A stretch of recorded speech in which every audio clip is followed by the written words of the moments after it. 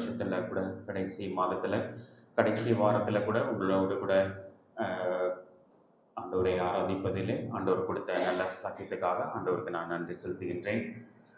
நீங்கள் எல்லாரும் எங்களுக்காக தொடர்ந்து ஜெபித்து வருகிறீர்கள். தொடர்ந்து அங்கே அபுதாபியில் நடைபெறுகின்ற ஊழியங்களுக்காகவும் அங்குள்ள சபைக்காகவும் தொடர்ந்து ஜெபியுங்கள்.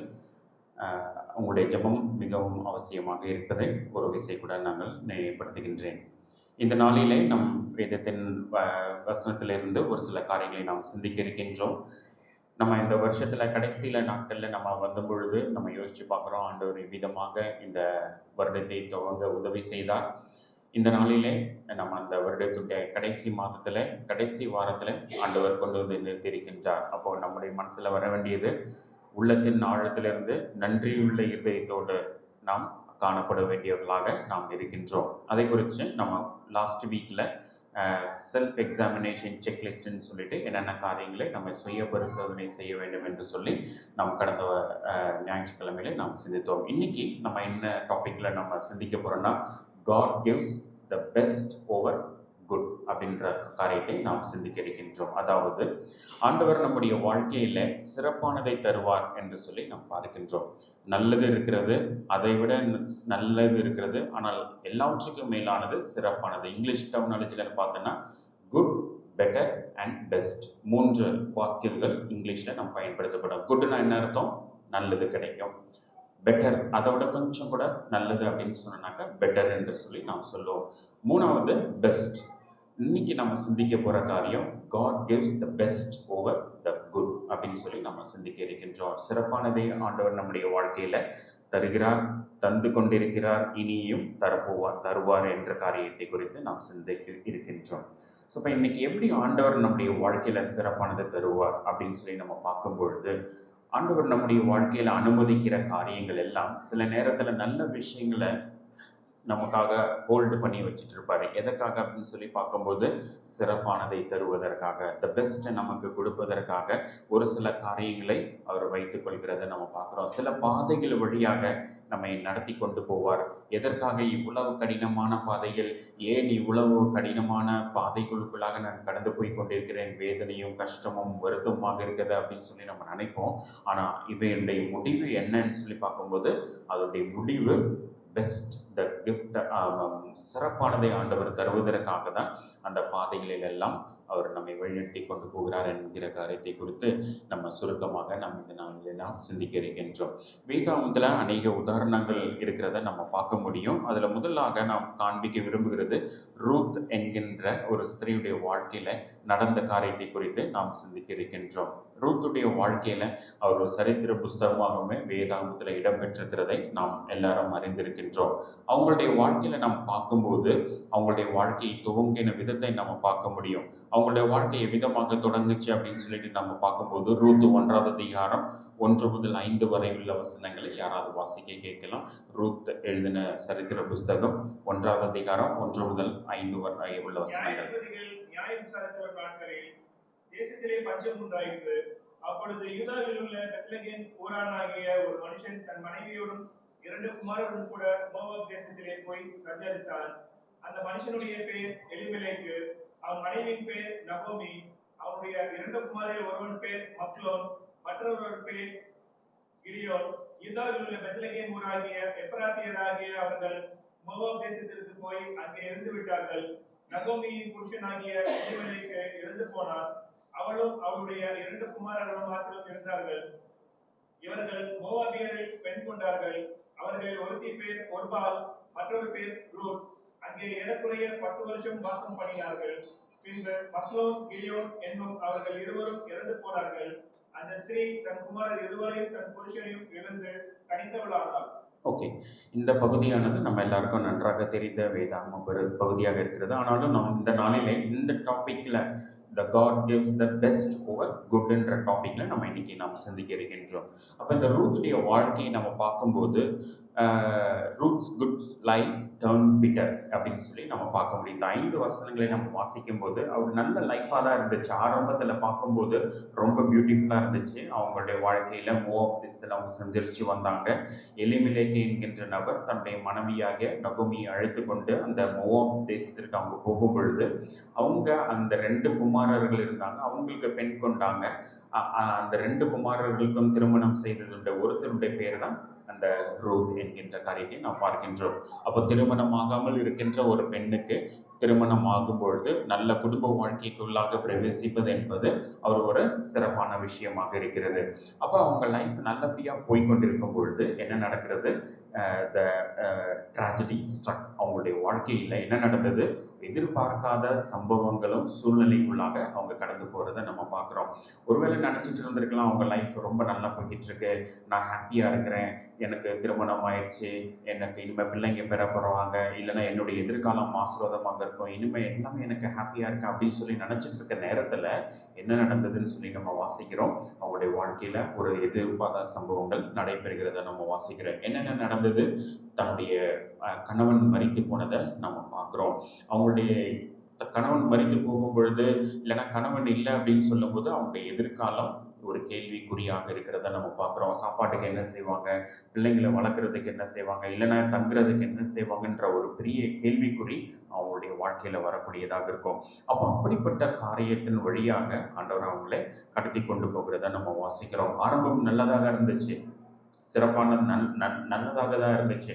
திருமணமாகாத சூழ்நிலையில் அவங்களுக்கு திருமணம் ஆச்சு, ஒரு நல்ல ஃபேமிலியோடு அவங்க கனெக்ட் ஆகியிருக்காங்க, திருமண பந்தங்கள்லாம் ஏற்பட்டிருக்கு அப்படின்னு பார்க்கும்போது கேட்கும்போது அவங்களோட சிறப்பான நல்ல ஒரு லைஃபாக தான் இருந்திருக்கும். ஆனால் என்ன நடந்துச்சு? அவங்களுடைய வாழ்க்கையில் எதிர்பார்க்காத சம்பவங்கள் நடக்க தொடங்கினது என்று சொல்லி நம்ம வாசிக்கிறோம். ஆனால் அப்படிப்பட்ட சூழ்நிலையில் இந்த ரூத் என்கின்ற பெண்மணி என்ன செய்தாங்கன்னு சொல்லி நம்ம வாசிக்கும் போது, ரூத்ஸ் ரைட் சாய்ஸ், அவளுடைய வாழ்க்கையில் ஒரு நல்ல சாய்ஸ் அவங்க தேர்ந்தெடுத்ததை நம்ம வாசிக்க முடியும். ரூத் 1ஆம் அதிகாரம் 16-17 வசனங்களில் நம்ம வாசிக்க முடியும். அந்த வசனம் அவங்க என்ன சாய்ஸ் எடுத்தாங்க அப்படின்னு சொல்லி நம்ம வாசிக்கலாம்.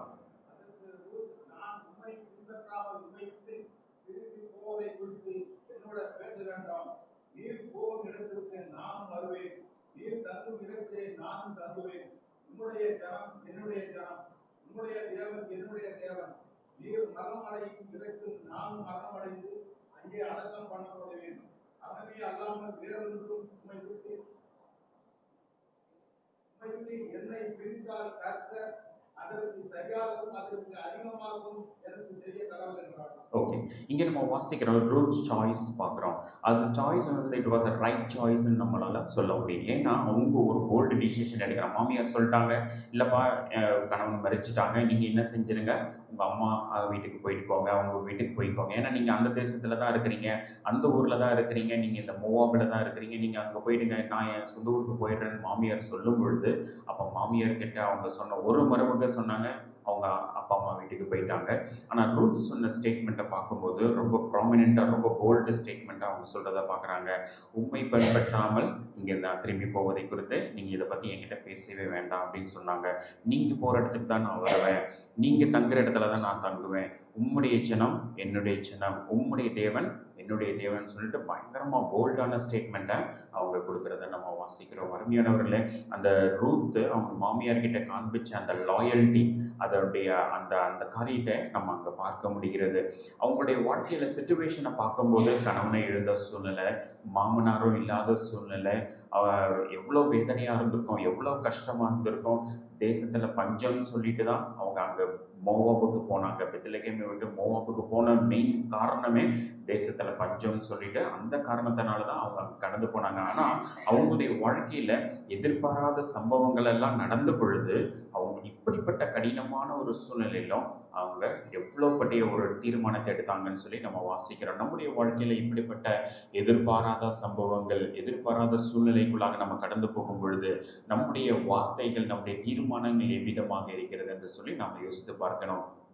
அவள் தன்னுடைய மாமியாருக்கு உண்மையுள்ளவளாக அந்த பாசம் உள்ள ஒரு காரியத்தை நாம் பார்க்க முடிகிறது. ஒருவேளை அந்த மாமியாருக்கு வயது நிறைந்தவர்களாக இருந்திருப்பாங்க. அவங்களுடைய முதிர்காலத்தில் தனிமையாக அவங்க விடப்பட்ட சூழ்நிலையில் இத்தனை ஆண்டுகள் அந்த மோவாப் தேசத்துக்காக இருந்துட்டு மறுபடியுமாக பெத்லகேமுக்கு போகும்போது அவங்களுடைய சூழ்நிலை எப்படி இருந்திருக்கும்? அவங்களுடைய வீடு இருந்திருக்குமா? இல்லை சொந்தக்காரங்களாம் என்ன சொல்லியிருப்பாங்க? இத்தனை ஆண்டுகள் நீங்கள் அங்கே போயிட்டீங்களே, இத்தனை வருஷமாக இருந்தீங்க, அங்கே இருந்துட்டீங்களே, இனி உங்களுக்கு என்ன இருக்குது? உங்களுடைய கணவரும் மரிச்சு போயிட்டாரு, இப்படிலாம் அவங்க சொல்வதற்கான எல்லா வாய்ப்புகளும் இருக்கிறது. அங்கே போனாங்கன்னா அவங்களுக்கு தங்குறதுக்கு இடம் இருந்துச்சா இல்லையா, இப்படி பல கேள்விகள், எதிர்காலத்தை குறித்த அநேக கேள்விகள் இருந்த பொழுதிலும் இங்கே இருந்திருந்தானா அவங்க ரூத் என்ன செஞ்சிருக்கலாம், அவங்க அம்மா அப்பா கிட்ட போயிருக்கலாம், சந்தோஷமாக அவங்க அம்மா அப்பா கூட இருந்திருக்கலாம், அவங்களுக்கு வீடு இருந்திருக்கும், சாப்பாடு எப்படியாவது அவங்க அம்மா அப்பா என்ன செஞ்சுருப்பாங்க, கொடுத்துருந்துருப்பாங்க, எப்படியாவது அவங்களுடைய சூழ்நிலைகள் தேவைகள் எல்லாம் சந்திக்கப்பட்டிருக்காங்க. அந்த ரூத் அன்னைக்கு எடுத்த bold decision, she took the bold decision in her life அப்படின்னு நம்ம பார்க்க முடியும். ஒரு loyalty towards her mother in law, அவங்க மாமியார் கிட்ட ஒரு உண்மையான நேசத்தையும் பாசத்தையும் காமிச்சது நிமித்தமாக அப்படிப்பட்ட ஒரு தீர்மானத்தை எடுத்தாங்க. நீங்கள் போகிற இடத்துக்கு நான் வருவேன், நீங்கள் தங்குற இடத்துல நான் தங்குவேன், உம்முடைய சின்னம் என்னுடைய சின்னம், உம்முடைய தேவன் என்னுடைய தேவன் சொல்லிட்டு அந்த கடினமான சூழ்நிலைகளிலும் எல்லாம் சிறப்பாக ஓடிக்கொண்டிருந்த, நல்லபடியாக போயிட்டு இருந்த ஒரு ஃபேமிலி லைஃப்பில் ஒரு கடினமான சூழ்நிலையில் கடந்து சந்தித்த பொழுதிலும் நல்ல தீர்மானத்தை எடுத்ததாக நம்ம வாசிக்க முடியுது. அடுத்ததாக ரூத்துடைய தாழ்மையை குறித்து நம்ம வாசிக்க முடியும். ரூத் 2வது அதிகாரம் 2வது வசனத்தை நம்ம வாசிக்கலாம். மோவாபிய ஸ்திரீயான ரூத் என்பவள் நகோமியை பார்த்து, நான் வயல்வெளிக்கு போய் யாருடைய கண்களில் எனக்கு தயை கிடைக்குமோ அவர்களுக்கே கதிர்களை பொறுக்கிக் கொண்டு வருகிறேன் என்றாள். அதற்கு இவள், என் மகளே போ என்றார். இங்க நம்ம பார்க்குறோம் இந்த ரூத்துடைய அடுத்த ஒரு பெஸ்ட் கேரக்டர். ஃபர்ஸ்ட் நம்ம பார்த்தோம் அவங்க வந்து loyalty to the decision or right decision அவங்க எடுத்தாங்கன்னு சொல்லி நம்ம பார்த்தோம். 2வது நம்ம பார்க்குறோம் ரூத்துடைய தாழ்மையும், Ruth's humility and her hard work நம்ம பார்க்க முடியும். எவ்வளோ தாழ்மையாக இருந்தாங்க பார்த்தீங்களா. அவங்க இங்கே தேசத்துக்கு வந்துட்டு இவங்க மாமியார்கிட்ட சொல்கிறாங்க, நான் ரெடி டு ஒர்க், நான் வில்லிங் டு ஒர்க், நான் என்ன செய்கிறேன், வயல்வெளிக்கு போகிறேன், வீட்டில் சும்மா இருக்கணும்னு அவங்க ஆசைப்படலை. கணவன் இழந்துட்டாங்க, மாமியார் கூட மட்டும்தான் தனியாக அவங்க புறப்பட்டு வந்திருக்கிறாங்க. அநேக வருடங்களுக்கு பின்பதாக 2 பேருமாக அங்கே கடந்து வந்த பொழுது அவங்க எடுத்த முயற்சியை நம்ம பார்க்குறோம். வீட்டுக்குள்ளே நான் இருக்கிறேன் மாமியார், நீங்கள் போயிட்டு எதையாவது உங்கள் சொந்தக்காரங்க கிட்ட பார்த்துட்டு வாங்க, எதையாவது கேட்டு வாங்கிட்டு வாங்க, அப்படிலாம் அவங்க சொல்லலை. வயல்வெளிக்கு போகணும், அவங்க வந்து என்ன செய்யணும், வேலைக்கு போகணும், நம்ம குடும்பத்தை காப்பாற்றணுன்ற ஒரு பெரிய பேர்டனை, பொறுப்பை அந்த ரூத் பெண்கிற பெண்மணி எடுத்ததை நம்ம வாசிக்கிறோம். அவங்க வயல்வெளிக்கு போய் நான் என்ன செய்கிறேன், யாருடைய கண்களில் தயவு கிடைக்குமா, அவங்க போய் கதிர்களை பொறுக்கி கொண்டு வருகிறேன் என்று சொல்லி அந்த ரூத் என்கின்ற பெண்மணி சொன்னதை நம்ம பார்க்குறோம். முதலாவது காரியம் நம்ம பார்த்தது அவங்க she took the right decision, அவங்க நல்ல ஒரு தீர்மானத்தை எடுத்ததை நம்ம வாசிக்கிறோம். அதுக்கடுத்ததாக அவங்களுடைய லைஃப்பில் பார்க்குறோம் வில்லிங் டு ஒர்க், அந்த தாழ்மையும், அவங்க வீட்டை விட்டு வெளியில் போய் வேலை செய்து குடும்பத்தின் தேவைகளை சந்திப்பதற்கான அந்த காரியங்களே அந்த பெண்மணியானவள் ஈடுபட்டதையே நம்ம வாசிக்க முடிகிறது. இப்படி அவங்களுடைய வாழ்க்கையில் இன்னும் அநேக நல்ல காரியங்கள் இருக்கிறது. ஆனால் இப்படிப்பட்ட அந்த பாதைகள் வழியாக கடந்து போன பொழுதிலும் இப்படிப்பட்ட நல்ல தீர்மானங்களையும் நல்ல காரியங்களையும் அவங்க செஞ்சதுனால என்ன நடந்தது அப்படின்னு சொல்லிட்டு நம்ம வாசிக்கிறோம். அவங்களுடைய வாழ்க்கையில் தேவன் எவ்வளோ பெஸ்ட்டான காரியத்தை கொடுத்தாங்க அப்படின்னு சொல்லி நம்ம வாசிக்க போகிறோம். ரூத் 4வது அதிகாரம் 13-14 வசனங்களை நாம் வாசிக்கலாம்.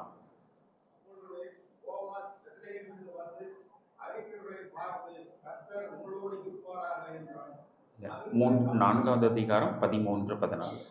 போவாஸ் ரூத்தை விவாகம் பண்ணினான், அவள் அவனுக்கு மனைவியானாள். அவன் அவளிடத்தில் பிரவேசித்த போது அவள் கர்ப்பம் தெரிந்து ஒரு ஆண் பிள்ளையை பெற கர்த்தர் அனுகிரகம் பண்ணினார். அப்பொழுது ஸ்திரீகள் நகோமியை பார்த்து, சுதந்திரவாளி அற்றுப்போகாதபடிக்கு இன்று உனக்கு தயை செய்த கர்த்தருக்கு ஸ்தோத்திரம், அவன் இவர் இஸ்ரவேலிலே பிரபலமாக கடவன். ஓகே, இங்கே பார்க்குறோம் மிகப்பெரிய ஆசீர்வாதத்தை அவங்களுடைய வாழ்க்கையில் அனுபவிக்கிறதையே நாம் பார்க்கின்றோம். என்ன காரியம் நடந்தது, இங்கே ரூத்துக்கு திருமணம் ஆகிறது. யாரோட, போவாஸோட. போவாஸ் என்கின்றவன் பெரிய ஒரு அதிகாரியாக அந்த இடத்துல இருக்கிறாங்க, பெரிய பதவியில் இருக்கிற பொழுது பல சொத்துக்களுக்கு அதிபதியாக இருக்கின்ற இந்த போவாஸோட என்ன நடக்கிறது, திருமணம் நடக்கிறது, விவாகம் பண்ணினான் என்று சொல்லி நம்ம வாசிக்கின்றோம். அவங்களுக்கு கர்த்தர் ஒரு குழந்தையை கொடுத்து ஆசீர்வதித்தார் என்று சொல்லி நம்மளால் வாசிக்க முடிகிறது.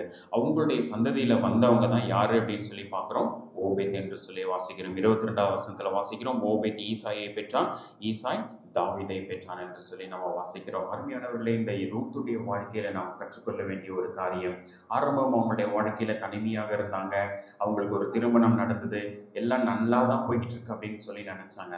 ஆனால் ஆண்டவருடைய விருப்பம் என்னவாக இருந்தது, பெஸ்ட்டை கொடுக்கணும், சிறப்பானதை ரூத்துடைய வாழ்க்கையில் கொடுக்கணும்னு இருந்துச்சு. ஆனால் இடையில சந்தித்த பாதைகள் கரடு முரடானவைகளாக இருந்தது, கடினமான பாதைகள் வழியாக அவங்க கடந்து சென்றாங்க.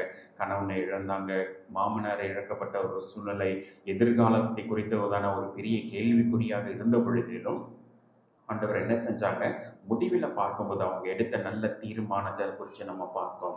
அவங்க எடுத்த நல்ல கேரக்டரை பார்த்தோம். தாழ்மையான ஒரு குணாதிசயத்தை அவங்களுடைய வாழ்க்கையில் பார்த்தோம். வேலை போய் செய்யணும்னு நினைக்கின்ற வாஞ்சியோடு விருப்பத்தோடு இருந்ததை நம்ம பார்த்தோம். அப்படிப்பட்ட நல்ல குணாதிசயங்கள் அவங்களுடைய வாழ்க்கையில் இருந்ததுனால என்ன நடந்தது, கடைசியில் ஒரு தாவீதுடைய வம்ச வரலாறுல அவங்களுடைய பெயர், அவங்களுடைய சந்ததியை காணப்பட்டது என்று சொல்லி வாசிக்கிறோம். அதோடு முற்று பெறப்படவில்லை. மத்தேயு 1வது அதிகாரத்தில் நம்ம பார்க்கும்போது ஆண்டவராகிய இயேசு கிறிஸ்துவும் அதே சந்ததியில் அந்த தாவீதுடைய வம்சத்தில் வந்ததை குறித்து நம்ம வாசிக்கிறோம். எவ்வளோ பெரிய சாக்கியம் பண்ணு பாருங்க. அவங்க நினச்சிருப்பாங்க அவங்க அந்நிய தேசத்து பெண்மணி என்று சொல்லி, மோவாப் தேசத்தில் பிறந்தோம், எனக்கு எப்படிப்பட்ட ஒரு வாய்ப்பு கிடைக்குமான்னு சொல்லி யோசிச்சு கூட பார்த்துருக்க முடியாது. ட்ரீமில் கூட அவங்க நினச்சி பார்த்துருக்க மாட்டாங்க. ஆனால் God gave the best in her life. அவங்களுடைய வாழ்க்கையில் சிறப்பானதை கொடுத்தாங்க. ஆரம்பத்தில் அவங்க நினச்சாங்க கல்யாணம் ஆச்சு நல்லது தான் அப்படின்னு நினச்சாங்க. ஆனால் ஆண்டவர் என்ன செய்யணும், அவங்களுடைய லைஃப்பில் பெஸ்ட்டை கொடுக்கணும் அப்படின்னு சொல்லி நினச்சாங்க. அது நிச்சயமாக அதனுடைய முடிவில் அவங்களுடைய வாழ்க்கையில் சிறப்பானதை கொடுத்து அவங்களுடைய ஆசீர்வதிச்சதை வாசிக்கிற ஆண்டவராகிய இயேசு கிறிஸ்துவுடைய சந்ததி என்று சொல்லும் பொழுது எவ்வளோ பெரிய ஒரு சாக்கியம் என்று பாருங்கள். அதே போல தான் நம்முடைய வாழ்க்கையில் கூட இன்னைக்கு நம்ம கடந்து போகிற பாதைகள் ஒருவேளை கடினமாக இருக்கலாம், வழி மேடு பள்ளங்களாக இருக்கலாம், எதிர்பார்க்காத சம்பவங்கள், எதிர்பாராத சூழ்நிலைகள் வழியாக நம்ம கடந்து போய் கொண்டிருக்கலாம். ஆனால் ஆண்டவர் அதனை எதற்காக அனுமதிக்கிறார் என்று சொல்லி நாம் பார்க்கிறோம். He wants to give you the best. நம்மளுடைய வாழ்க்கையில் ஆண்டவர் சிறப்பானது தரப்போறார். ரூத்துடைய வாழ்க்கையில் அவன் நினச்சி கூட பார்த்துருக்காத ஒரு பெரிய காரியத்தை அவருடைய சந்ததி தாவீதுடைய சந்ததியாக இருந்துச்சு. ஆண்டவராக இயேசு கிறிஸ்து பிறந்த சந்ததியாக ஆண்டவர் மாற்றி கொடுத்தார் என்று சொல்லி வாசிக்கிறோம். அருமையானவர்களே, வருகிற நாட்களில் தேவன் நம்மளோடு கூட பேசிக்கொண்டு இருப்பாராக. 2வது ஒரு உதாரணத்துக்குள்ளாக நான் கடந்து போக விரும்புகின்றேன். புதிய ஏற்பாட்டில் காண ஒரு கல்யாணத்தில் ஆண்டவராக இயேசு கிறிஸ்து செய்த முதல் அற்புதத்தை குறித்து சொல்லப்பட்ட அந்த பகுதிக்குள்ளாக நாம் கடந்து செல்லலாம். அங்கு என்ன நடந்தது அப்படின்னு சொல்லி நம்ம பார்க்கலாம். வெட்டிங் அட் கானா. அங்கு காண ஒரு கல்யாணத்தில் என்ன நடந்தது அப்படின்னு சொல்லி நம்ம வாசிக்கும் போது அங்கே 3வது வசனத்தில் நம்ம வாசிக்கலாம். திராட்சரசம் குறைவுபட்ட பொழுது இயேசுவின் தாய் அவரை நோக்கி அவர்களுக்கு திராட்சரசம் இல்லை என்றார்கள். அங்கு நம்ம வாசிக்கிறோம் the good was gone. அதாவது அங்கே சிறப்பானது திராட்சரசம் குறைவுபட்டது. ஒரு பெரிய திருமணம் நடக்குது அப்படின்னு சொன்னாக்க அங்கே எல்லாரும் மகிழ்ச்சியான ஒரு சூழ்நிலைமை, ஜாய், அபண்டன்ஸ் அண்ட் செலிப்ரேஷன் அங்கே சூழ்நிலையை நம்ம பார்க்குறோம். ஒரு கல்யாண வீட்டில் எப்படி இருக்கும், எல்லாரும் அழுதுட்டு இருப்பாங்களா? நிச்சயமாக இல்லவே இல்லை.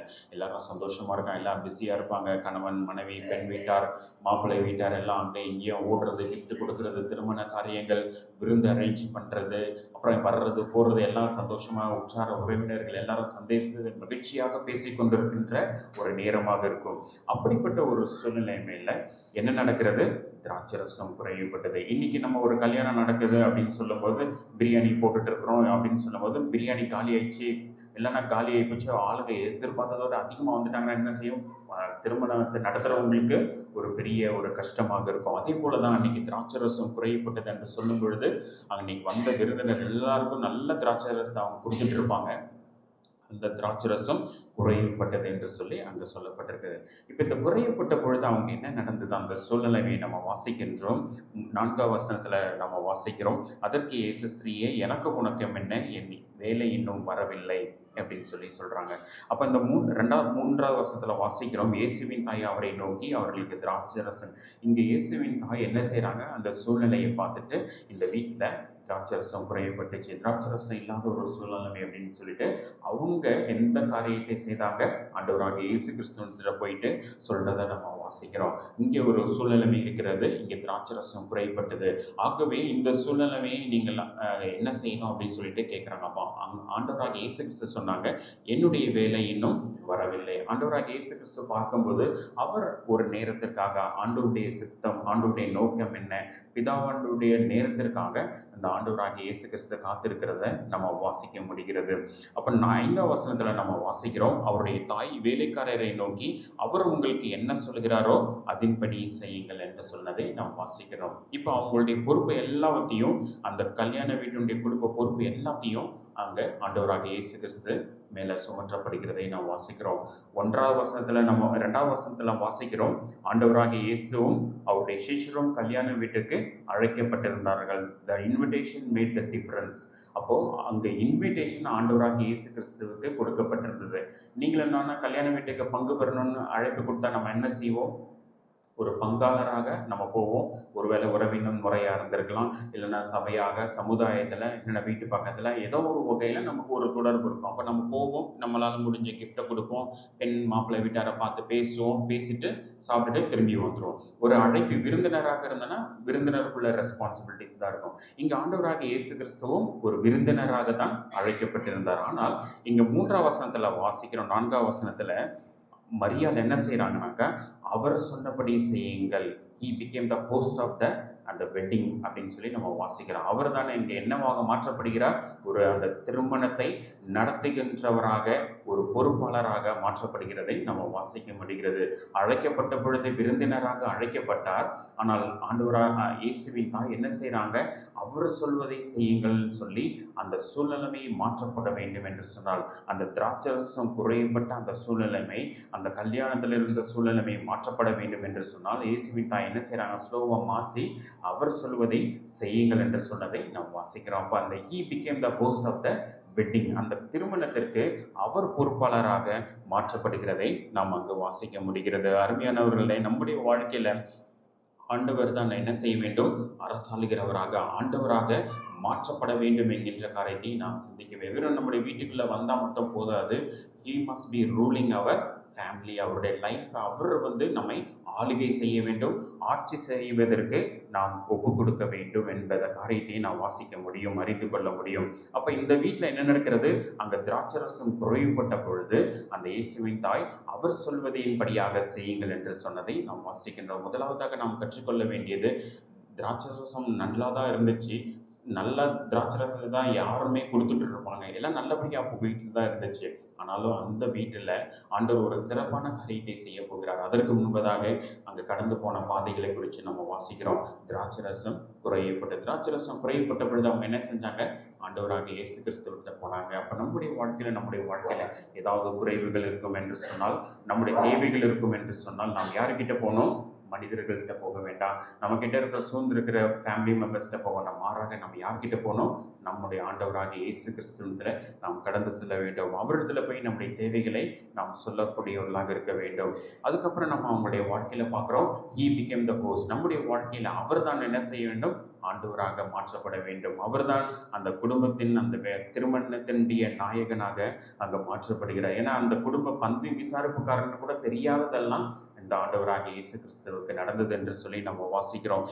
9ஆம் வசனத்தில் நம்ம வாசிக்கிறோம், அந்த திராட்சரசம் எங்கே இருந்து வந்தது என்று தண்ணீரை முண்ட வேலைக்காரருக்கு தெரிந்ததே என்று பந்தி விசாரிப்புக்காரனுக்கு தெரியாததினால். அப்போ அங்கே பந்தி விசாரிப்பு செய்கிறாங்க இல்லையா, அவங்களுக்கு கூட இந்த காரியம் எவ்விதமாக நடந்தது என்று சொல்லி தெரியாத அளவுக்கு ஆண்டவர் என்ன செய்தார்? அந்த பொறுப்பை ஏற்றுக்கொண்டார். அந்த பொறுப்புடைய காரியங்களை, அந்த திராட்சரசம் குறைப்பட்டது என்பதை நிவர்த்தி செய்யும்படியான பொறுப்பை அவர் ஏற்றுக்கொண்டார் என்று சொல்லி நம்ம வாசிக்கின்றோம். அடுத்ததாக அங்கு நடந்த காரியத்தை நம்ம வாசிக்கிறோம். இப்போ ஆண்டவராக இயேசு கிறிஸ்து என்ன சொன்னார் என்று சொல்லி நம்ம வாசிக்கலாம். அங்கு 6 கற்சாடிகள் வைக்கப்பட்டிருந்தது. அந்த வேலைக்காரரை நோக்கி 7ஆம் வசனத்தில் வாசிக்கிறோம், இயேசு வேலைக்காரரை நோக்கி ஜாடிகளிலே தண்ணீர் நிரப்புங்கள் என்றார். அவர்கள் அவைகளை நிரப்பினார்கள். இங்கே ஒரு கீழ்ப்படிதலை நம்ம வாசிக்க முடிகிறது. ஒரு பெரிய அற்புதம் நடைபெறுவதற்கு முன்பதாக ஒரு பெரிய மகத்தான கீழ்ப்படிதல் அவசியமாக இருக்கிற ஆண்டவராக இயேசு கிறிஸ்துவின் வார்த்தைக்கு அந்த வேலைக்காரர்கள் கீழ்ப்படிஞ்சாங்க. சூழ்நிலையை பார்க்கும்போது திராட்சரசம் இல்லை. ஒருவேளை அந்த வேலைக்காரங்க கேட்டிருக்கலாம், ஆண்டவரே நாங்கள் இங்கே திராட்சரசம் தானே இல்லைன்னு சொல்லிட்டு இருக்கோம், நீங்கள் தண்ணி நிரப்ப சொல்கிறீங்களே அப்படின்னு சொல்லிட்டு ஒரு கேள்வி கூட கேட்டிருந்திருக்கலாம். ஆனால் ஆண்டவராக இயேசு கிறிஸ்து சொன்ன காரியமும் அங்கு நடக்கின்ற சூழ்நிலையும் எந்தவித சம்பந்தமும் இல்லாமல் இருக்கிறது. ஆனால் அந்த வேலைக்காரர்கள் மறுபேச்சு இல்லாதபடிக்கு அவர்கள் முழுவதுமாக கீழ்ப்படிந்தார்கள் என்று சொல்லி நம்ம வாசிக்கிறோம். அப்பொழுது அவர்கள் என்ன செய்தார்கள்? ஜாடி நிறைய நிரப்பினார்கள் என்று சொல்லி 7ஆவது வசனத்தில் நம்ம வாசிக்கிறோம். எந்த கேள்வியும் அவங்க கேட்டாங்கன்னு வேதாகமத்தில் சொல்லப்படவில்லை. ஒருவேளை வேலைக்காரங்க யோசிச்சிருந்திருக்கலாம், ஐயோ இப்படிப்பட்ட சூழ்நிலை திராட்சரசம் தானே இல்லைன்னு சொல்கிறோம், இவர் என்னடானா காலில் கழுவலாம் கையெல்லாம் கழுவுற அந்த கற்சாடியில் போய் தண்ணீர் நிரப்புங்கன்னு சொல்கிறாரு அப்படின்னு சொல்லிட்டு ஒருவேளை அவங்களுக்குள்ள தோன்றி இருக்கலாம். ஆனால் எந்த மறு உத்தரவும் சொல்லாமல், எந்த எதிர்ப்பும் சொல்லாமல் அவங்க என்ன செய்கிறாங்க? ஆண்டவராகிய இயேசு கிறிஸ்துவினுடைய வார்த்தைக்கு அவர்கள் கீழ்ப்படிந்ததை நாம் வாசிக்கின்றோம். முதலாவதாக நம்ம பார்த்தோம், he became the host of the wedding. அந்த குடும்பத்தினுடைய பொறுப்பாளராக அவர் மாற்றப்படுகிறார். இரண்டாவது நம்ம வாசிக்கிறோம், ஆண்டவராகிய இயேசு கிறிஸ்துவினுடைய வார்த்தைக்கு அவர்கள் கீழ்ப்படிந்தார்கள் என்று சொல்லி நம்ம வாசிக்கின்றோம். அவர்கள் கீழ்ப்படிந்தது நிமித்தமாக என்ன நடந்தது? இப்போ 9ஆம் வசனத்துல சொல்றாங்க, போய் எல்லாரையும் கொண்டு போய் கொடுங்க அப்படின்னு சொல்றாங்க. இந்த சூழ்நிலை, இந்த வார்த்தை எப்படி இருக்கும்? எவ்வளோ கஷ்டமாக இருந்திருக்கும். யோசிச்சு பார்த்துருப்பாங்க. திராட்சை ரசம் தானேப்பா இல்லைன்னு சொன்னோம், சரி நிறைக்க சொன்னது கூட நம்ம செஞ்சிடலாம், சரி நிறைக்க தான் சொன்னாங்க. இப்போ என்ன சொல்கிறாரு? கொண்டு போய் கொடுங்கள் அப்படின்னு சொல்கிறாங்க. கொண்டு போய் கொடுப்பதற்கு அவங்களுக்கு என்ன தோணியிருக்கும்? திராட்சை ரசத்தை கொடுக்க சொன்னால் நீங்கள் தண்ணியை கொடுக்க சொல்கிறீங்க ஆண்டவரே அப்படின்னு சொல்லி அவங்க மனசுக்குள்ளே எவ்வளோ கேள்வி இருந்திருக்கும். ஒருவேளை நான் அந்த இடத்துல இருந்தாலும் நான் கூட கேட்டிருப்பேன், ஆண்டவரே எல்லாருமே திராட்சை ரசம் தானே கொடுத்துட்ருக்குறோம், திராட்சை ரசத்தை கொடுக்குறதுக்கு பதிலாக தண்ணியை போய் நீங்கள் கொடுக்க சொல்கிறீங்களே, தண்ணி நிரப்ப சொன்னீங்க, சரி நிறச்சதுனா கூட பரவாயில்ல, இப்போ நீங்கள் தண்ணீரை திராட்சை ரசமாக மாற்றிட்டதுக்கு அப்புறம் கொண்டு போய் கொடுக்க சொன்னால் பரவாயில்ல, நீங்கள் என்ன செய்றீங்க, இந்த தண்ணியே கொடுக்க சொல்கிறீங்களே அப்படின்னு சொல்லிட்டு நமக்கு ஒரு கேள்வி வந்திருக்கும். ஆனால் அந்த வேலைக்காரர்கள் எந்த கேள்வியும் கேட்கவில்லை. Complete obedience to the God's voice. அந்த ஆண்டவராகிய இயேசு கிறிஸ்துவின் வார்த்தைக்கு முழுவதுமாக அவர்கள் கீழ்ப்படித்தார்கள் என்று சொல்லி நம்ம வாசிக்கிறோம். அந்த பந்தி விசாரிப்புக்காரர்கள் கொண்டு போனார்கள். அவர்கள் கொண்டு போய் அவர்கள் பருகும் பொழுது, அவங்க சாப்பிட்ட பொழுது என்னவாக இருந்தது? ஒரு திராட்சை ரசத்தை அவர்கள் பருகினார்கள் என்று சொல்லி நம்ம வாசிக்கிறோம். வாசிக்கிறோம் the best came in the last. அதாவது அவங்க சிறப்பானதே என்ன வந்தது? கடைசியில் வந்தது என்று சொல்லி நம்ம வாசிக்கிறோம். அப்போது 10ஆவது வசனத்தில் வாசிக்கிறோம், எந்த மனுஷனும் முன்பு நல்ல திராட்சை ரசத்தை கொடுத்து ஜனங்கள் திருப்தி அடைந்த பிறகு ருசி குறைந்ததை கொடுப்பான், நீரோ நல்ல ரசத்தை இதுவரைக்கும் வைத்திருந்தீரே என்றான். அப்போ என்ன நடக்குது? The God gave the best until the last. கடைசி வரைக்குமாக சிறப்பானதை ஆண்டவர் கொடுத்தார் என்று சொல்லி வாசிக்கிறோம். முன்பதாக தான் எல்லாருமே பெஸ்ட்டை கொடுத்துட்டு கடைசியில் போகும்போது சாம்பார் காலி ஆயிடுச்சுன்னா ரசத்தை ஊற்றி அப்படி எப்படின்னா நம்ம கல்யாணத்துல எல்லாம் மேனேஜ் பண்ணுற சுச்சுவேஷனை பார்க்க முடியும். ஆனால் இவங்க என்ன செய்கிறாங்கன்னா, கடைசியில் த பெஸ்ட் சிறப்பான திராட்சை ரசத்தை கடைசி வரைக்கும் அவர் வைத்து கொடுத்தாரு என்று சொல்லி சொன்ன காரியத்தை நம்ம வாசிக்க முடிகிறது. அருமையானவர்களே, இங்கே நம்ம பார்க்க வேண்டிய காரியம், இங்கே நாம் கற்றுக்கொள்ள வேண்டிய காரியம், நம்முடைய வாழ்க்கையில் ஆண்டவராகிய இயேசு கிறிஸ்துவினுடைய வார்த்தைக்கு நாம் கீழ்ப்படுகிறவர்களாக நாம் காணப்பட வேண்டும். கீழ்ப்படியும் பொழுது முழுமையாக நாம் கீழ்ப்படிய வேண்டும். எதிர்ப்பு தெரிவிக்காமல், எதிர்கேள்வி கேட்காமல் ஆண்டவருடைய வார்த்தைக்கு நாம் முழுமையாக கீழ்ப்படியும் பொழுது, அவரை நம்முடைய வீட்டிற்குள்ளாக நாம் அழைக்கும் பொழுது, அழைப்பது மாத்திரமல்ல, அவரை நம்முடைய ஆண்டவராக நாம் ஏற்றுக்கொள்ளும் பொழுது, ஆண்டவர் என்று சொல்லும் பொழுது ஆளுகின்றவர், அரசாளுகின்றவராக எல்லா பொறுப்பையும் அவருக்கு கரங்களில் நாம் ஒப்பு கொடுக்கும் போது என்ன நடைபெறும்? நிச்சயமாகவே அவர் நம்முடைய வாழ்க்கையில சிறப்பானதை தருவார் என்கின்ற காரியத்தை நாம் அறிந்து கொள்ள முடியும். அப்போ ஃபர்ஸ்ட் எக்ஸாம்பிள்ல நம்ம பார்த்தோம், ரூத்துடைய வாழ்க்கையில சாதாரண பெண்மணி, அந்நிய தேசத்து பெண்மணி இப்பொழுது என்னவாக மாற்றப்படுகிறார்? இயேசுவினுடைய சந்ததியில வரக்கூடிய ஒரு பெரிய ஒரு ஸ்லாக்கியத்தை அவள் பெற்றுக்கொள்கிறார் என்று பார்த்தோம். ரெண்டாவது, இங்கே காணா ஒரு கல்யாணத்துல திராட்சரசம் குறைப்பட்ட பொழுது சிறப்பான திராட்சரசம் கடைசியாக கொடுக்கப்பட்டதான இடையில அவருடைய கீழ்ப்படுதல் அவசியமா இருந்தது. ஆண்டவராக அவர்கள் அங்கீகரிக்கக்கூடிய ஒரு சூழ்நிலைமையை நாம் பார்த்தோம். நம்முடைய வாழ்க்கையில சிறப்பானதை ஆண்டவர் நம்முடைய வாழ்க்கையில் நிச்சயமாக தருவார். ஆனால் இடைப்பட்ட காலங்கள் கடினமானதாக இருக்கலாம். எதிர்பாராத சூழ்நிலைகள் வழியாக நாம் கடந்து போகக்கூடிய சூழ்நிலைகள் காணப்படலாம். இவை எல்லாம் ஏன் அனுமதிக்கிறார் என்று சொன்னால், ஒரே ஒரு காரியம், He wants to give you the best. நம்முடைய வாழ்க்கையில் சிறப்பானதை கொடுப்பதற்காக இப்படிப்பட்ட பாதைகளை, கடினமான பாதைகள் வழியாக அனுமதிக்கிறார் என்று சொல்லி நாம் பார்க்க முடியும். யோகுடைய வாழ்க்கையில கூட நம்ம பார்க்க முடியும். அவருடைய வாழ்க்கையில மிக கடுமையான சூழ்நிலைமை, எல்லாம் இழந்து போனார்கள். பிள்ளைகள், ஆடு, மாடு எல்லாம் இழந்து போனார். ஆனால் கடைசியில் பார்க்கும் பொழுது என்ன நடந்தது? சிறப்பான இரட்டத்தனியாக ஆண்டவர் அவருடைய வாழ்க்கையை ஆசீர்வதித்தார் என்று சொல்லி நம்ம வாசிக்க முடிகிறது.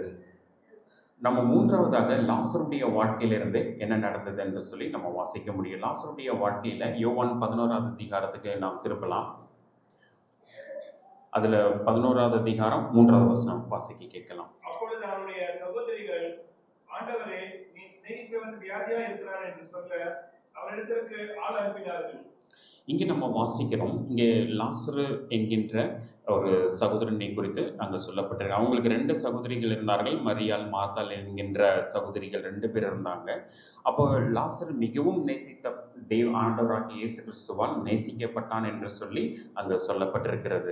அப்போ இந்த மிகவும் நேசிக்கிறவனாக இருக்கிறதுனால இந்த லாசரு வியாதியாய் இங்கு மாற்றப்படுகிறான். வியாதியாக இருக்கும் பொழுது என்ன செஞ்சாங்க, அவங்க சகோதரிகள் நினைச்சாங்க, ஒருவேளை நம்ம ஆண்டவராகிய இயேசு கிறிஸ்துவ சொன்னாக்கா ஒருவேளை அவர் என்ன செய்வார், வியாதியில் இருந்து விடுதலை கொடுப்பார் என்று சொல்லி அவர்கள் எல்லாம் எதிர்பார்த்தாங்க. அவங்க எதிர்பார்த்தது என்ன, நம்முடைய சகோதரன், நம்முடைய கூட பிறந்த சகோதரன் வியாதியாக இருக்கிறான், அவனுக்கு வியாதி நீங்கி சுகம் கிடைச்சா போதும் அப்படின்னு சொல்லி அவங்க எதிர்பார்த்து இருந்திருக்கலாம். அந்த ஒருவேளை அந்த வியாதியிலிருந்து சுகம் கிடைச்சா மட்டும் போதும்னு அவங்க நினைச்சிருந்துட்டு இவங்க போய் என்ன செஞ்சிருக்கலாம், சகோதரிகள் ஆண்டவராகிய இயேசு கிறிஸ்து கிட்ட போய் சொல்லும்படியாக ஆள் அனுப்பினார்கள். நம்முடைய இந்த சுச்சுவேஷனில் நம்ம வச்சு பார்த்தோன்னா, நமக்கு வேண்டியப்பட்டவங்க, நம்ம உற்றார் உறவினர் யாராவது உடம்பு சரியில்லைன்னு சொன்னால் நம்மளுடைய ரெஸ்பான்ஸ் என்னவா இருக்கும், என்ன செய்வோம், என்ன அட்ரஸ் போய் பார்க்கறதுக்கு நம்ம முயற்சி செய்வோம். இங்கே ஆண்டவராகிய இயேசு கிறிஸ்து என்ன செஞ்சாரு சொல்லி பார்க்கலாமா? என்ன செஞ்சாரு சொன்னால் 6வது வசனத்தில் சொல்லப்பட்டிருக்கிறது, அவன் வியாதியாய் இருக்கிறதற்காக அவர் கேள்விப்பட்ட பொழுது தாம் இருந்த இடத்திலே பின்னும் 2 நாள் தங்கினார். எப்படி இருக்கும் பாருங்க, நாம் ஒருவரை உண்மையாக நேசிக்கிறோம் என்று சொன்னால் என்ன செஞ்சிருக்கோம், 2 நாள் தள்ளி போடுவோமா? வாய்ப்பு இல்லை. உடனடியாக நாம் போய் பார்ப்பதற்கான எல்லா முயற்சிகளையும் எடுப்போம். அப்படியே ஒருவேளை தூரமாக இருந்தால் பஸ்லேயோ கார்லேயோ ட்ராவல் பண்ணி போகிறது, இல்லைனா ஃபோன் பண்ணி கேட்குறது, ஏதாவது நம்ம செஞ்சுருப்போம். ஆனால் அந்த நாட்களில் ஃபோன்லாம் இருந்திருக்காது. இவர் தான் பிரயாணப்பட்டு போக வேண்டிய சூழ்நிலைமையாக இருந்திருக்கும். ஆனால் ஆண்டவராகிய இயேசு கிறிஸ்துவை பார்க்குறோம், அவங்க எதிர்பார்த்தது ஒரு வியாதியிலிருந்து சுகம் கிடைச்சா மட்டும் போதும்னு அவங்க எதிர்பார்த்துட்டு அவங்க சொன்னாங்க. ஆனால் ஆண்டவர் என்ன செய்கிறார், அங்கே 2 நாள் டிலே பண்ணுறதை நம்ம வாசிக்கிறோம். காலத்தை டிலே பண்ணுறாரு. அவங்க பின்னும் 2 நாள் இந்த செய்தி கேள்விப்படலன்னா கூட பரவாயில்ல, இந்த செய்தியை கேள்விப்பட்ட பொழுது தாம் நேசிக்கின்ற சிநேகிக்கின்ற லாசரு வியாதியாக இருக்கிறான் என்று சொல்லி அந்த சூழ்நிலையை நாம் கேள்விப்பட்ட போது கூட 2 நாள் தள்ளியாக அவர் புறப்படுகிறதை நாம் வாசிக்கின்றோம். ஆனால் அந்த 2 நாள் தள்ளி போனது, அதுக்குள்ளதாக லாசரு மரித்து போனான் என்று சொல்லி செய்தியும் ஆண்டவராகிய இயேசு கிறிஸ்து அறிந்து கொண்டார் என்று சொல்லி அடுத்துள்ள வசனங்களிலே நம்ம வாசிக்கிறோம். இப்போ இந்த லாசருவை என்ன செஞ்சுட்டாங்க, அவனை அடக்கம் பண்ணிட்டாங்க. வீட்டில் அந்த முறைமையின்படியாக மருத்துவ வீட்டில் என்ன செய்வார்களோ அவங்களோட சகோதரிகள் உற்றார்கள் எல்லாரும் சேர்ந்து அவனை அடக்கம் பண்ணி வச்சுட்டாங்க. இப்பொழுது தான் என்ன செய்கிறாரு, 4 நாட்களுக்கு பின்பதாக அங்கே ஆண்டவராகிய இயேசு கிறிஸ்து கடந்து செல்கிறதை நாம் வாசிக்கின்றோம். அப்போ மார்த்தாள் பார்த்தாங்க, 21ஆம் வசனத்தில் சொன்னாங்க, மார்த்தாள் இயேசுவினிடத்தில் வந்து, ஆண்டவரே நீ இங்கே இருந்திருந்தால் என் சகோதரன் மரித்திருக்க மாட்டான் என்று சொல்லி சொன்னதை நம்ம வாசிக்கிறோம்.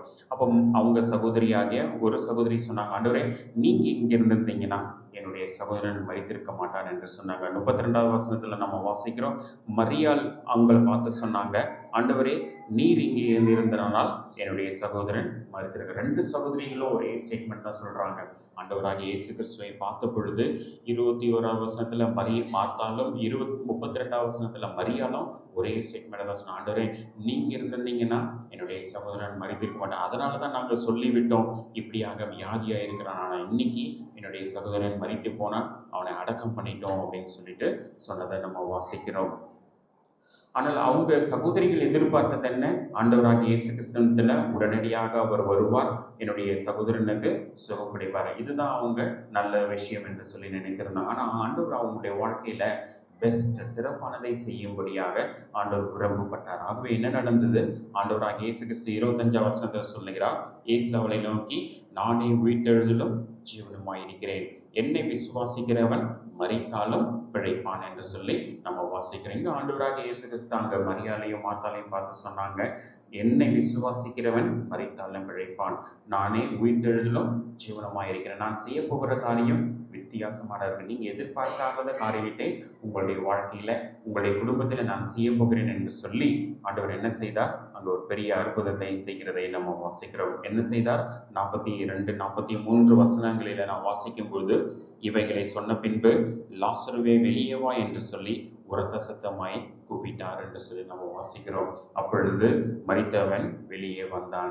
அங்கு பார்க்குறோம், வியாதியாக இருந்தவனை வெளியில வந்தால் ஜனங்கள் எல்லாரும் என்ன சொல்லியிருப்பாங்க, ஒரு சாதாரண விஷயமா நினைச்சிருப்பாங்க. ஆனால் ஒரு மரித்தவன் வெளியே வருவான் என்று சொன்னால், உயிர் பெறுவான் என்று சொன்னால் அது பெரிய விஷயமாக இருந்திருக்கும். அதைத்தான் ஆண்டவர் அவருடைய வாழ்க்கையில செய்ய விரும்பினார், அந்த குடும்பத்தில் செய்து காண்பித்தார். நானே உயிர்த்தெழுதலும் ஜீவனுமாய் இருக்கிறேன். நான் என்ன செய்ய முடியும்? என்னை விசுவாசிக்கிறவன் மரித்தாலும் பிழைப்பான் என்று சொல்லி அங்கு ஆண்டவர் அவருடைய வல்லமையை அவர் வெளிப்படுத்தினார் என்று சொல்லி வாசிக்கிறோம். ஆனால் அவங்க சகோதரிகள் எதிர்பார்த்தது வியாதியிலிருந்து குணமடைஞ்சா போதும்னு சொல்லிட்டு தான் அதுவே எங்களுக்கு போதும்னு நினைச்சாங்க. ஆனால் ஆண்டவர் அவங்களுடைய வாழ்க்கையில் செய்ய நினைத்தது ஒரு மரித்த லாசருவை கல்லறைக்குள்ள அடக்கம் பண்ணி 4 நாளான நாற்றம் எடுக்கின்ற அந்த சூழ்நிலையிலிருந்து அவனை வெளியே கொண்டு வருகிற சூழ்நிலையை நம்ம வாசிக்கிறோம். ஏன் இவைகளை எல்லாம் செய்தால் அவனுடைய வாழ்க்கையில சிறப்பானதை செய்யும்படியாக ஆண்டவர் விரும்பினார். இந்த காரியத்தெல்லாம் நடந்த பொழுது என்ன நடந்தது? 45ஆம் வசனத்துல வாசிக்கிறோம். அப்பொழுது மரியாளிடத்தில் வந்து இயேசு செய்தவைகளை கண்டவைகளாகிய யூதரில் அநேகர் அவரிடத்தில் விசுவாசம் உள்ளவர்களானார்கள். அநேகர் ஆண்டவராகிய இயேசு கிறிஸ்துவின் மேல் விசுவாசம் உள்ளவர்களானார்கள் என்று சொல்லி நம்ம வாசிக்கிறோம். எவ்வளவு பெரிய காரியம்! சிறப்பானதை செய்வது, சிறப்பானதை நம்முடைய வாழ்க்கையில் ஆண்டவர் செய்கிறதற்கான காரணம் நம்மை பார்க்கிறவர்கள், நம்முடைய வாழ்க்கையில் ஆண்டவர் செய்கிற காரியங்களை பார்க்கிற ஜனங்கள் அநேகர் ஆண்டவருக்குள்ளாக ஈர்க்கப்படுவதற்கு, ஆண்டவர் மீது விசுவாசம் வைப்பதற்கு அது உதவியாக இருக்கிறோம். அங்கு தேவனுடைய நாமம் மகிமைப்படுவதற்காக ஆண்டவர் இப்படிப்பட்ட காரியங்களை செய்கிறார் என்று சொல்லி நம்ம வாசிக்கிறோம். நம்ம இந்த 3 எக்ஸாம்பிள் பார்த்தோம். ஒன்று ரூத்துடைய வாழ்க்கையில, அவங்களுடைய வாழ்க்கையில ஆண்டவர் சிறப்பானதை கொடுத்தார். அடுத்ததாக நம்ம பார்த்தது யாருடைய வாழ்க்கையில பார்த்தோம்? காணா ஒரு கல்யாணம். அங்கேயும் சிறப்பானதை கடைசி வரைக்கும் கிடைச்சிச்சு. எல்லாம் முடிஞ்சிச்சு, காலி ஆயிடுச்சு, எல்லாம் திராட்சரசம் குறைப்பட்டது என்று சொல்லி நினைச்ச பொழுது கடைசியில சிறப்பான நல்ல திராட்சரசத்தை கடைசி வரைக்கும் வச்சிருந்தீங்களே அப்படின்னு சொல்லிட்டு he gave best அப்படின்னு சொல்லி நம்ம வாசிச்சோம். 3வது லாசருடைய வாழ்க்கையில நம்ம பார்த்தோம். அவங்களுடைய குடும்பத்தினர் சகோதரிகள் எதிர்பார்த்தது வியாதியிலிருந்து குணமடைஞ்சா போதும் ஆண்டவரே அப்படின்னு சொல்லிட்டு தான் இந்த நற்செய்தி அவங்க செய்தியை சொல்லி அனுப்பினாங்க. ஆனால் அவங்களுடைய வாழ்க்கையில் ஆண்டவர் என்ன செய்ய விரும்பினார்? சிறப்பானதை செய்ய விரும்பினார். அப்போ அவங்களுடைய வாழ்க்கையில சிறப்பானதை செய்யும்படியாக ஆண்டவர் அங்கு 2 நாள் தாமதமாக கடந்து வந்து அங்கு ஒரு பெரிய அற்புதத்தை நடப்பித்து அங்கு அநேகர் ஆண்டவர் மேல் விசுவாசம் வைப்பதற்கு அங்கு ஒரு உதவியாக இருந்தது என்று சொல்லி வாசிக்கிறோம். அருமையானவர்களே, இந்த வருடத்தினுடைய கடைசி நாட்களில் நாம் கடந்து வந்திருக்கும் பொழுது நம்முடைய வாழ்க்கையில நாம் சற்று திரும்பி பார்ப்போம் என்று சொன்னால் ஆண்டவர் நிறைய காரியங்களை நம்முடைய வாழ்க்கையில அனுமதித்திருக்கிறார். எதற்காக? சிறப்பானதை செய்யும்படியாக, சிறப்பானதை நம்ம பெற்றுக்கொள்வதற்காக என்று சொல்லி நம்ம வாசிக்கிறோம். ரோமர்ல நம்ம வாசிக்கிறோம் இல்லையா? ஒரு வசனம் வாசிக்கிறது, அவர்கள் அன்பு கூறுகிறவர்களுக்கு என்ன செய்கிறார்? 8வது அதிகாரம் 28வது வசனம். அன்றியும் அவருடைய தீர்மானத்தின்படி அழைக்கப்பட்டவர்களாய் தேவனிடத்தில் அன்பு கூறுகிறவர்களுக்கு சகலமும் நன்மைக்கு ஏதுவாக நடக்கிறது என்று அறிந்திருக்கின்றோம். ஆண்டவரை விசுவாசம் வைக்கிறவர்களுக்கு, அவர் மேல் அன்பு வைக்கிறவர்களுக்கு என்ன செய்கிறார்? சகலமும் நன்மைக்கு ஏதுவாக நடக்கிறது என்று அறிந்திருக்கிற உரங்கள் இப்படியாக இந்த நன்மை எல்லாமே நன்மைக்காக நடக்கிறது என்று சொல்லி இது ஒரு எக்ஸாம்பிள் கொடுத்தாங்க. அந்த எக்ஸாம்பிள் என்னுடைய மனசில் இருக்கிறத நான் சொல்கிறேன். ஒரு பிரியாணி செய்யும் பொழுது அதில் என்னென்ன இன்க்ரீடியன்ட்ஸ் நம்ம ஆட் பண்ணுவோம்? ரைஸ் போடுவோம், மசாலா போடுவோம், அப்புறம் சிக்கன் போடுவோம், அப்புறம் வேறு என்னென்னலாம் போடுவீங்க?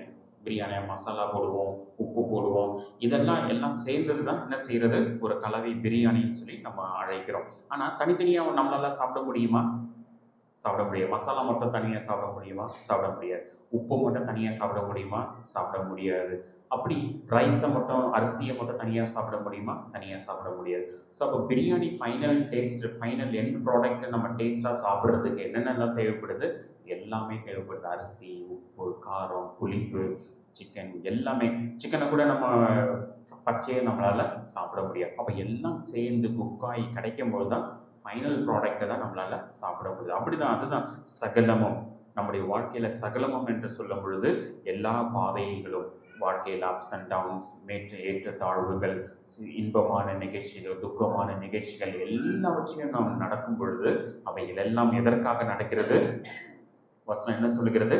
நன்மைக்கு ஏதுவாக நடக்கிறது என்று அறிந்து கொள்ள வேண்டும் என்று சொல்லி வசனம் சொல்லி. அப்போ நம்முடைய இந்த கடந்த ஒரு வருடத்தை நாம் எண்ணி பார்ப்போம் என்று சொன்னால் ஒவ்வொரு நாளும் நமக்கு ஜீவன், சுகம், பலம் எல்லாம் கொடுத்து அற்புதமாக நம்மை வழிநடத்தி வந்திருக்கிறார். அதோடு மாத்திரமல்ல, நம்முடைய வாழ்க்கையில் நாம் எதிர்பார்க்காத சந்தர்ப்பங்கள், எதிர்பார்க்காத சூழ்நிலைகள் வழியாக ஆண்டவர் நம்மை கடத்தி கொண்டு போயிருக்கிறார். எதற்காக?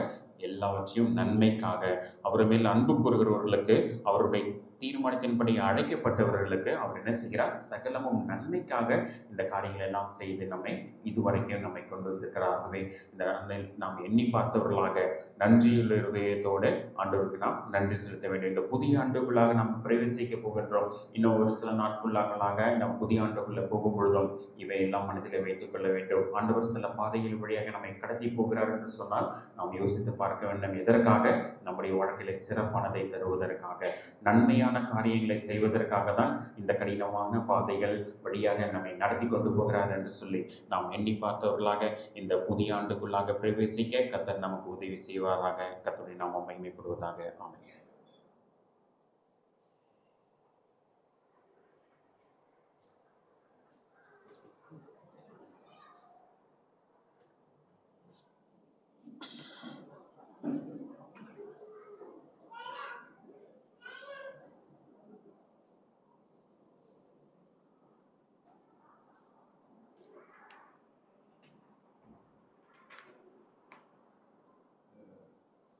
வருஷத்தின் கடைசி வாரத்தில் நம்முடைய வாழ்க்கையில் ஒரு நல்ல செய்தியை கேட்கும்படியாக தேவனுக்கு உதவி செய்கிறார். ஆண்டவர் நமக்கு இருக்கிறவர்களையும் இன்னும் நல்லதை அவர் கொடுக்க இருக்கிறார். அதனால இந்த புதிய வருஷம் நமக்கு இன்னும் ஆசீர்வாதமாக இருக்கிறது. நாம் செய்ய வேண்டியது நம்முடைய விசுவாசத்தில் ரூட் எப்படி உறுதியாக இருந்தாங்களோ அதே போல நம்ம விசுவாசத்தில் உறுதியாக இருக்கணும். அதே மாதிரி கீழ்ப்படுதல். இந்த திருமண வீட்டில் அந்த வேலைக்காரங்க எதுவுமே பேசலை. நம்ம வாழ்க்கையில் ஆண்டவர்கிட்ட போகணும். ஆனாலும் ஆண்டவர் சொல்றத அப்படியே கீழ்ப்படியணும். அதே அவர் சொன்னாங்க, அவர் உங்களுக்கு என்ன சொல்லுகிறாரோ அதன்படி செய்யுங்க. அதனால அந்த கீழ்ப்படிதல் இப்படி ஆண்டவர் நமக்கு நல்ல காரியங்களை வச்சிருக்கிறாங்க. இதன் மூலமாக நாம் புதிய ஆண்டுல நம்ம பெற்றுக்கொள்கிறோம். அதை இந்த பழைய வருஷத்துலேயே நாம் அதை என்ன செஞ்சுக்கலாம், நம்முடைய வாழ்க்கையில் தீர்மானம் அதற்கு செயல்பட ஆண்டவர் நமக்கு உதவி செய்வாங்க. ஜெபிப்போம். ஆண்டவரை நாங்கள் துதிக்கிறோம், பேசுகிறோம். வருஷத்தின் கடைசி வாரம்